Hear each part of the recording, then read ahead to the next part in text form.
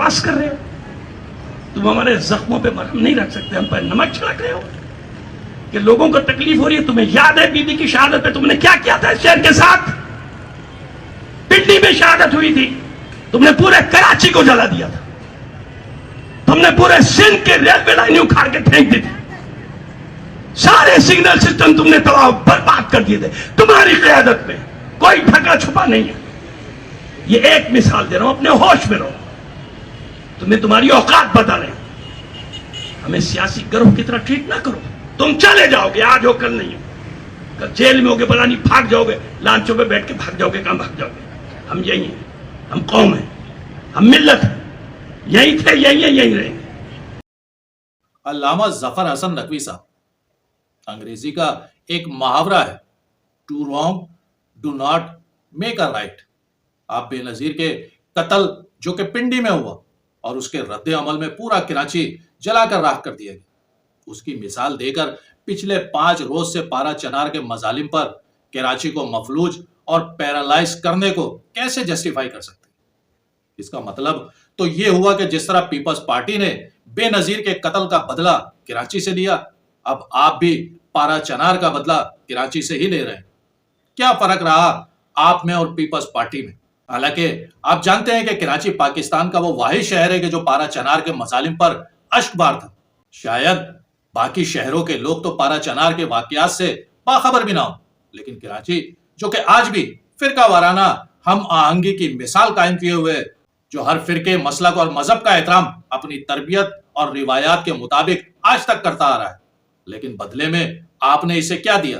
पिछले 5 रोज से धरनों के नाम पर कराची की लाखों आवाम को सख्त सर्दी और नामसाइद हालात में सड़कों पर छोटे छोटे बच्चों, खवातीन, बुजुर्गों और बीमारों को परेशानी और अजियत में मुब्तला कर रखा है।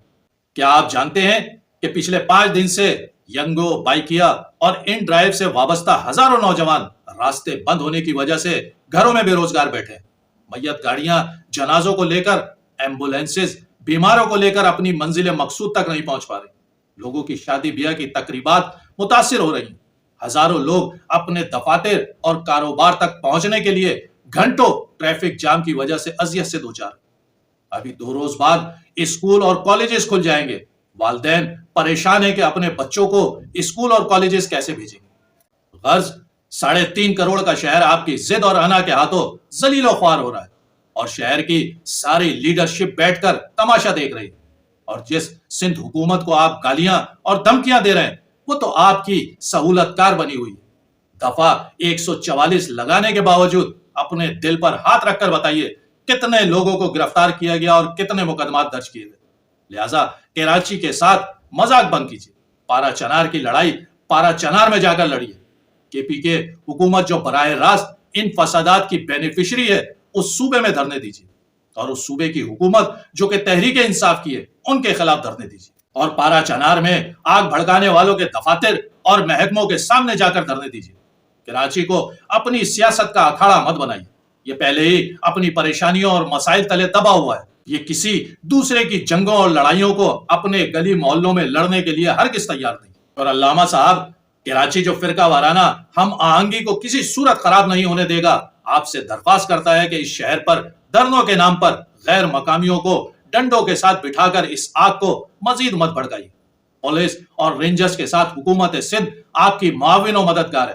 लिहाजा अगर एहतजाज ही करना है तो सड़कों को बंद किए बगैर अतराफ में बैठकर एहतजाज कीजिए, वरना ये शहर जो पहले ही बहुत ज्यादा एग्जॉस्ट हो चुका है, ऐसा ना हो पारा चनार की आग इस शहर को जलाकर राख कर दे। खुदारा इस हसास मामले को समझिए। ये आपका शहर है, यहाँ रहने वाले आप ही के लोग हैं। इनके दुख दर्द को समझिए।